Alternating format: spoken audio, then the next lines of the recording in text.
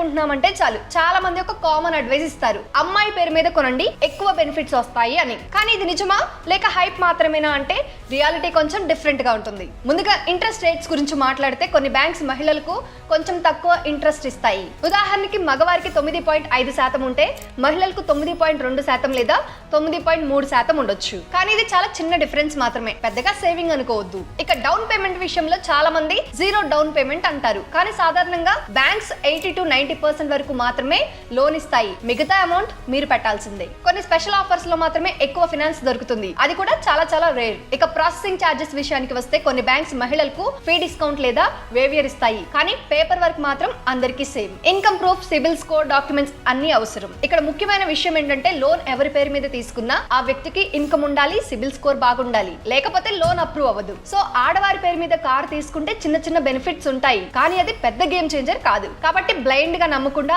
Offers compare చేసి మీకు suit అయ్యేదాన్ని చూస్ చేసుకోండి. ఇంతకీ మీ కార్ ఎవరి పేరు మీద ఉంది కామెంట్ చేయండి. ఇన్ఫర్మేషన్ ఇస్తే ఒక లైక్ చేయండి, షేర్ చేయండి. ఇలాంటి మరిన్ని అప్డేట్స్ కోసం బాస్ వాలా డైలీ తెలుగు ఛానల్ ని సబ్స్క్రైబ్ చేసుకోండి.